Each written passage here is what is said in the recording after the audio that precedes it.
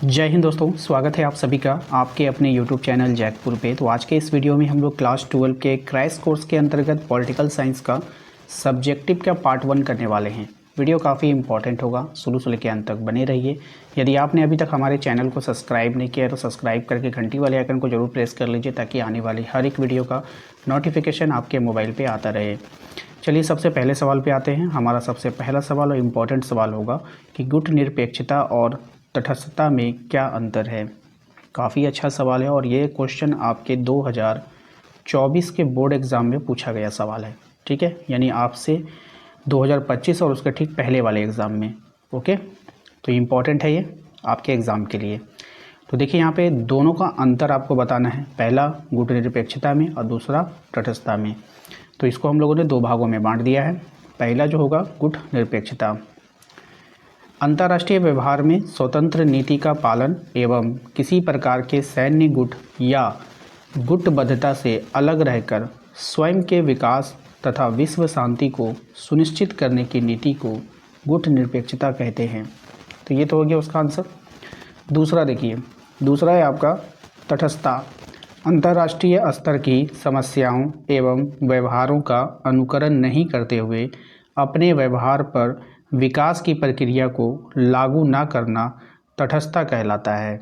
ठीक है, तो ये दोनों का आंसर हो गया, मतलब एक ही का आंसर हुआ, दोनों का अंतर आपसे पूछा गया था तो मैंने दोनों का बता दिया। ठीक है, आइए दूसरे सवाल पे आते हैं। पेरेस्ट्रोइका क्या हो, जो का अर्थ क्या होता है। ठीक है, ये भी सवाल आपके 2024 के बोर्ड एग्जाम में पूछा गया सवाल है। देखिए, पेरेस्ट्रोइका का शाब्दिक अर्थ पुनर्गठन है, जो ठहराव के युग को समाप्त करने के प्रयास से सोवियत संघ की राजनीतिक और आर्थिक प्रणालियों के पुनर्गठन का संकेत करता है। आइए क्वेश्चन नंबर 3 पे आते हैं। ये भी सवाल आपके 2024 के बोर्ड एग्जाम में पूछे गए सवाल हैं। 2004 का ऑपरेशन ऑल क्लियर क्या था। मोस्ट इम्पोर्टेंट सवाल है, ध्यान में रखिएगा। भूटान की सेना ने 2003 में ऑपरेशन ऑल क्लियर के तहत आतंकवादियों के खिलाफ 140 वर्षों में अपना पहला सैन्य अभियान चलाया, जिसे 2004 का ऑपरेशन ऑल क्लियर कहा गया। ठीक है, काफ़ी अच्छा आंसर है, छोटा सा आंसर है, याद हो जाएगा। क्वेश्चन नंबर आते हैं 4 पे। इसमें कहा गया है, अधिकांश भारतीय रियायतों के शासकों ने भारतीय संघ में अपने विलय के लिए एक सहमति पत्र पर हस्ताक्षर किया। इस सहमति पत्र को क्या कहा गया।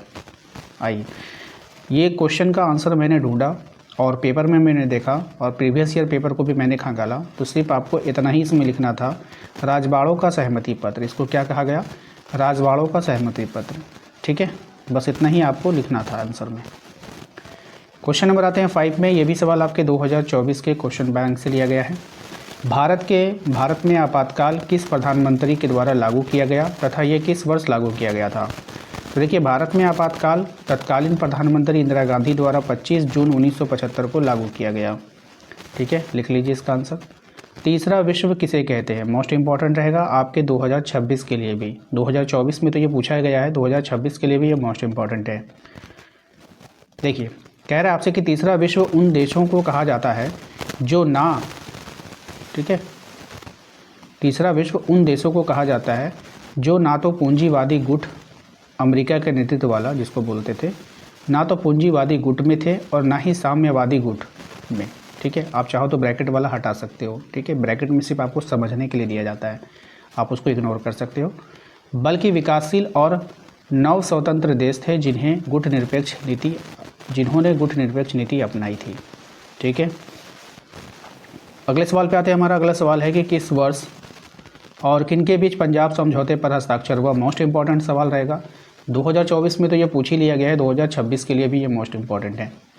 साथ ही साथ मैं आप लोगों को ये बताना चाहूँगा, अगर आपने अभी तक अपने परीक्षा की तैयारी पूरे बेहतरीन ढंग से नहीं की है, आपको ऐसा लगता है कि आपके पास नोट्स की कमी है, आपको ऐसा लगता है कि आपके कोचिंग वाले ने आपके साथ धोखा किया है, आपको अच्छे से नोट्स नहीं दिए हैं, आपको पढ़ाया नहीं है अच्छे से, ठीक है, कहीं ना कहीं आपको फीलिंग आ रही है कि काश मुझे कोई सब कुछ उपलब्ध करवा देता तो मैं बहुत मेहनत करके 2 महीने में बहुत कुछ कर लेता, तो आप हमारे जो है योगदान छोड़िए, योगदान बैच तो चल ही रहा है, उसको आप देख लीजिएगा।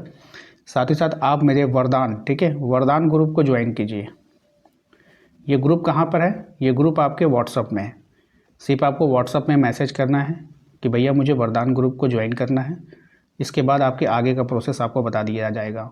इस वरदान ग्रुप में आपको पर डे नोट्स प्रोवाइड करवाए जाते हैं, PYQ दिया जाता है, मॉडल पेपर सॉल्यूशन दिया जाता है, ठीक है। और इसके साथ आपका जो साप्ताहिक टेस्ट होता है, टेस्ट का पेपर मिलेगा, पेपर का सॉल्यूशन मिलेगा, हर एक चीज़ आपको मिलता रहता है, ठीक है। तो बिल्कुल आपको टेंशन लेने की आवश्यकता नहीं है, बिल्कुल आपको कोचिंग वाली फीलिंग आएगी वहाँ पर। तो आप लोग वरदान ग्रुप को जरूर ज्वाइन कीजिए, ठीक है। आइए इसके आंसर को देख लेते हैं। कह रहे हैं आपसे, सन 1985 में तत्कालीन प्रधानमंत्री राजीव गांधी और शिरोमणि अकाली दल के तत्कालिक अध्यक्ष संत हरचंद सिंह लोंगोवाल के बीच पंजाब समझौते पर हस्ताक्षर हुआ। मोस्ट इंपॉर्टेंट सवाल है ये, इसको आप लोग अच्छे से याद कर लीजिएगा। क्वेश्चन नंबर 8 पे आते हैं कि भारत में वैश्वीकरण के 2 सकारात्मक प्रभाव को लिखना है आपको।